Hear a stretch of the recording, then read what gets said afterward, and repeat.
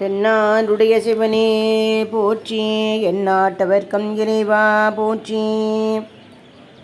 ஸ்ரீ ஹாலாஸ்ய மகாத்மியம், திருவிளையாடல் புராணம், மூன்றாவது திருவிளையாடல் புராணம், மதுரை நகர் அமைத்தல் அப்படிங்கிறது. இந்திரன் விமானத்தையும் கோலையும் கட்டினதுக்கு அப்புறமா திங்கக்கிழமை தோறும் மதுரைக்கு வந்து 4 ஜாமத்திலும் சிவலிங்கத்தை அபிஷேகம் பண்ணி ஆராதனை பண்ணி பூஜை பண்ணிட்டு வரான். ஆனால் மதுரை இன்றைக்கி மாதிரி அன்றைக்கி ஜேன்னு நிறைய வீடுகள் கடைகள் அப்படிலாம் கிடையாது.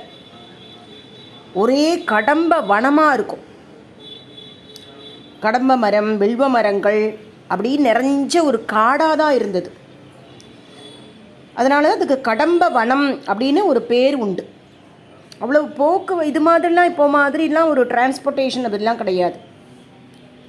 அங்கே மணவூர் அப்படிங்கிற ஒரு ஊரில் தனஞ்சயன் அப்படிங்கிற ஒரு வியாபாரி, பெரிய பணக்காரர், சிவபக்தி, சோமவாரம் முழுக்க பட்னி இருந்து 4 கால பூஜை சிவபூஜை பண்ணக்கூடியவர்.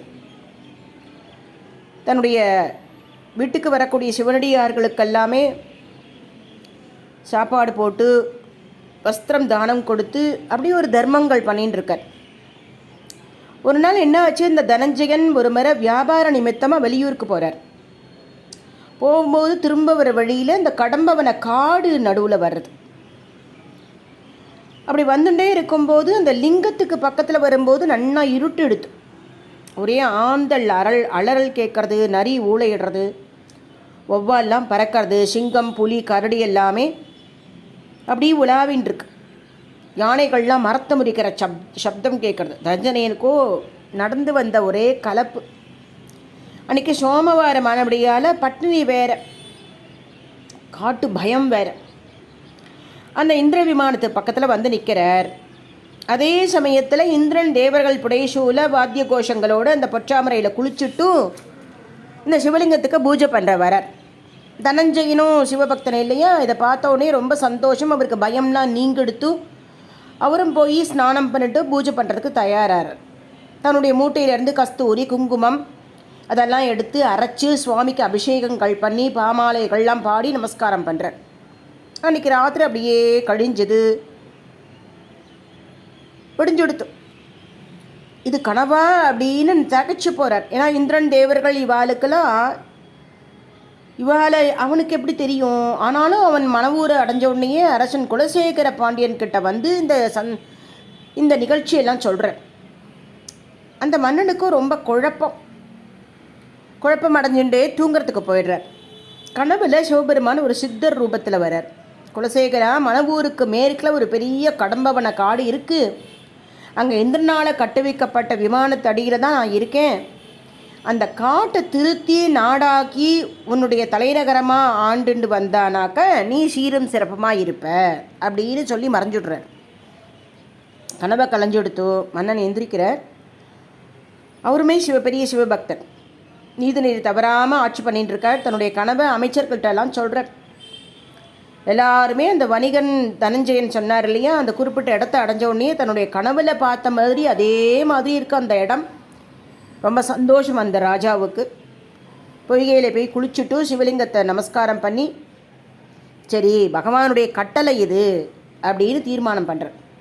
ஆனால் இந்த நகரத்தை எப்படி அமைக்கிறது, ஒரு நகரம் அமைக்கணும் அப்படின்னாக்க எல்லைகள்லாம் வேணும் இல்லையா. எதை எல்லையாக வைக்கிறதுன்னு அவளுக்கு தெரியல, குழப்பின்னு இருக்கார். அப்போ ஒரு சித்தர் அங்கே வரார். அவர் எப்படி இருந்தார் தெரியுமா, உடம்பு பூரா திருநூறி போட்டுண்டு புலிஸ்தோல் ஆடை, கால்களில் தண்டை, உடம்பில் எலும்பு மாலை, இடுப்பில் இதுக்கும் பொருந்தாத ஒட்டியானம், நெற்றியிலே யோகத்தகடு, வலது கையில் பிரம்பு, இடது கையில் யோகந்தண்டம், காதுகளில் ஸ்படிகத்தினாலான குண்டலங்கள், முத்து மாதிரி பற்கள், அப்படி சிரிச்சுண்டே தூக்கி கட்டப்பட்ட வளைஞ்ச ஜடாமுடி, ரொம்ப உயரமாக இருக்கார். வந்தவர் நேராக இந்த ராஜா கிட்ட போகிறார். என்னப்பா எல்லாரும் ஒரே கவலையாக இருக்கேலே, என்ன குழப்பம் அப்படின்னு கேட்குறார்.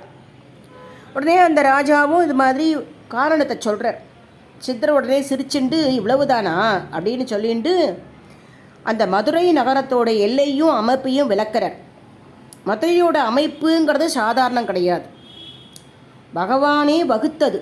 4 ஆடி வீதிகள், 4 ஆவண மூல வீதிகள், 4 சித்திர வீதிகள், 4 மாசி வீதிகள், 4 மாரட்டு வீதிகள், 4 வெளிவீதி, எல்லாமே 4 4 4ன்னு. கோயில் வந்து நடுநாயகமாக இருக்கும், சுற்றி சுற்றி சுற்றி வீதிகள். இடையில் இப்போ இருக்க திரைகள் எல்லாமே அதுக்கப்புறமா பின்னாடி இவாளாக மனுஷர்களாக ஏற்படுத்தினது. அப்படி ஒரு அழகான வீதி அமைப்பு. அப்படி ஒரு ஊரை நம்ம எங்கேயுமே பார்க்க முடியாது. என்ன ஒரு சாமான்கள் வாங்கணும் அப்படின்னாக்க வாங்கின்னு வந்துடலாம். இப்படி அந்த எல்லையை வகுத்துட்டு அந்த சித்தர் மறைஞ்சுட்டார். உடனே அந்த அரசர் அமைச்சன்கிட்ட சொல்கிற, என்னுடைய கனவுல வந்த சித்தரும் இவர் மாதிரியே தான் இருந்தார் அப்படின்னு சொல்கிறார். இன்னும் அமைச்சருக்கு ஆச்சரியம். அப்படின்னா அது சித்தர்னா அந்த சித்தர் ரூபத்தில் வந்த சிவபெருமானே தான் அவர், அதனால் அவர் கட்டளை என்னவோ அதன்படி நடப்போம் அப்படின்னு சொல்கிறார். மேடு பள்ளங்கள்லாம் சமதப்படுத்துறது, குளங்கள்லாம் வெற்றா, பல தோட்டங்கள், பூச்செடிகள், பழமரங்கள் அப்படின்னு எல்லாமே செய்கிறார். ரொம்ப ஆச்சரியமாக இருக்குது.